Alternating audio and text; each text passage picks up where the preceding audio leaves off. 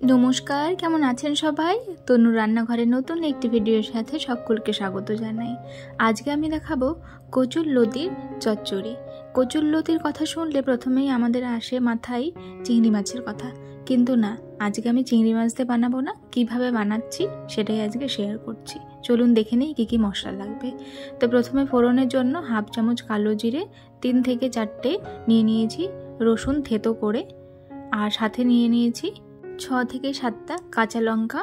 আর ওদিকে গুঁড়ো মশলার মধ্যে লাগছে আমাদের হলুদ গুঁড়ো, নুন লাগবে, আর হাফ চামচ করে নিয়ে নিয়েছি ধনে আর জিরে গুঁড়ো। আর এখানে আমি জলের মধ্যে ভিজিয়ে নিয়েছি 1.5 চামচ কালো সর্ষে, 1 চামচ সাদা সর্ষে বা হলুদ সর্ষে। তো কাঁচা লঙ্কা সর্ষেটাকে আমি পেস্ট করে নেব। রসুনটা দেওয়ার জন্য কিন্তু এটা স্বাদটা দ্বিগুণ বেড়ে যাবে। অবশ্যই একবার আমি রিকোয়েস্ট করছি আপনারা ট্রাই করবেন চিংড়ি মাছ না দিয়ে এইভাবে একটু চচ্চড়ি বানানোর। তো প্রথমে আমি এখানে 500 গ্রাম নিয়ে নিয়েছি কচুর লতি। লতিটাকে ভালো করে আমি ছুলে পরিষ্কার করে ধুয়ে নিয়ে নিয়েছি জলটা ছেঁকে। এরপরে আমি প্যানের মধ্যে খানিকটা জল দিয়ে তার মধ্যে লতিটাকে দিয়ে 5 থেকে 7 মিনিট মতন এটাকে ভালো করে ভাপিয়ে নিয়েছি। কচুর লতি কিন্তু আমরা ভাপিয়ে নেব, সেদ্ধ করে নেব না। সেই জন্য 5 থেকে 7-8 মিনিট মতন হলেই আপনারা জল ছেঁকে নামিয়ে নেবেন। তো তারপরে কড়াইয়ের মধ্যে প্রয়োজন মতন দিয়ে দিলাম সর্ষের তেল। এখানে 4 চামচ মতন তেল রয়েছে।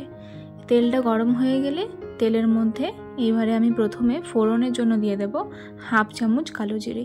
কচুর লতি বা কচুর যে কোনো ধরনের রান্না বা ইলিশ মাছ এগুলো দিয়ে রান্না করা হয় সবসময় কিন্তু কালো জিরে ফোড়ন দেবেন। সর্ষে বাটা এইসব রান্নায় কিন্তু কালো জিরেটাই যায়, কালো জিরে ফোড়ন দেবেন, খুব ভালো লাগে।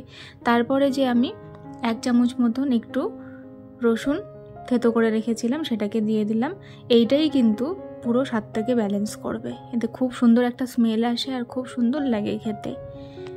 তো আপনারা অবশ্যই ট্রাই করবেন, খুব ভালো লাগবে। খুবই সহজ আর সামান্য কিছু মশলা দিয়েই কিন্তু রেসিপিটি খুব তাড়াতাড়ি কিন্তু তৈরি করে নেওয়া যায়। তো তারপরে আমি ফোড়নের ওপরে দিয়ে দিলাম কচুর লতিটা, দিয়ে কিছুক্ষণ নাড়াচাড়া করে হাফ কাপ মতন জল অ্যাড করে দিলাম এর মধ্যে। এবারে আমি গুঁড়ো মশলাগুলো দিয়ে দেব। মশলার মধ্যে তো সামান্য কিছু মশলা নিয়েছি, আপনারা দেখেছেন। তো প্রথমে দিয়ে দিলাম হলুদ গুঁড়ো, ধনে গুঁড়ো আর জিরে গুঁড়ো, আর স্বাদ মতন দিয়ে দেব নুন। দিয়ে এবার ভালো করে মশলার সাথে মিশিয়ে নেব। মিশিয়ে নিয়ে বেশ খানিকক্ষণ হতে দেব।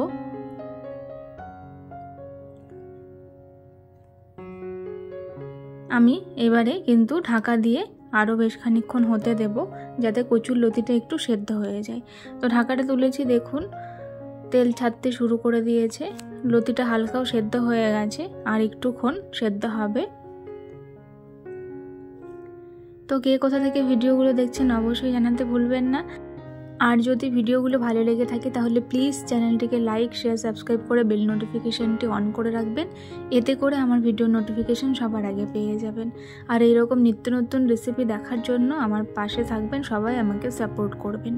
তো দেখুন বেশ ভালো কিছুক্ষণ সময় নিয়ে আমি কিন্তু খুব ভালো করে এটাকে কষিয়ে নিচ্ছি।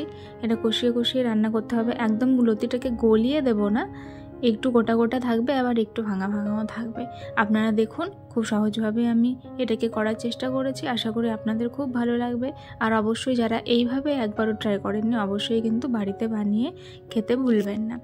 তো দেখুন তেল ছেড়ে দিয়েছে খুব ভালো করে। আমি কিন্তু এটা নাড়াচাড়া করে বেশ ভালো করে কষিয়ে নিচ্ছি। এরপরেই কিন্তু জলটা শুকিয়ে গেলে আমি দিয়ে দেব কাঁচা লঙ্কা আর 2 রকম সর্ষের যে পেস্টটা আমি করে রেখেছিলাম সেইটা এর মধ্যে অ্যাড করে দিলাম। দেওয়ার পরে খুব ভালো করে আবারও আমি কিছুক্ষণ নাড়াচাড়া করে নেব। চচ্চড়িতে একটু সামান্য আমি দিয়ে দেব হাফ চামচের থেকেও কম, স্বাদ থেকে ব্যালেন্স করার জন্য একটুখানি চিনি, আর দিয়ে দিলাম 2টো চেরা কাঁচা লঙ্কা। দিয়ে এবারে আমি ভালো করে মিশিয়ে নেব। তারপরেই কিন্তু 2-3 মিনিট রান্না করে নিলে এটা আমাদের হয়ে যাবে। যেহেতু সর্ষে দেওয়া আছে বেশিক্ষণ কিন্তু রান্না করবেন না, তেতো হয়ে যাবে। সর্ষে দেওয়ার 2 থেকে 3 মিনিটের মধ্যেই কিন্তু এটাকে নামিয়ে নিতে হবে। তো আজকের রেসিপি আপনাদের কেমন লাগলো অবশ্যই কিন্তু মতামত জানাতে ভুলবেন না কমেন্টসে। আজ তবে চলি, দেখা হবে আরও একদিন এরকম নিত্য নতুন আরও কিছু রেসিপি নিয়ে। ততক্ষণের জন্য আপনারা খুব ভালো থাকবেন, সুস্থ থাকবেন। আজ তবে চলি, দেখা হবে আরও একদিন আরেকটু ভিডিওর সাথে। ধন্যবাদ।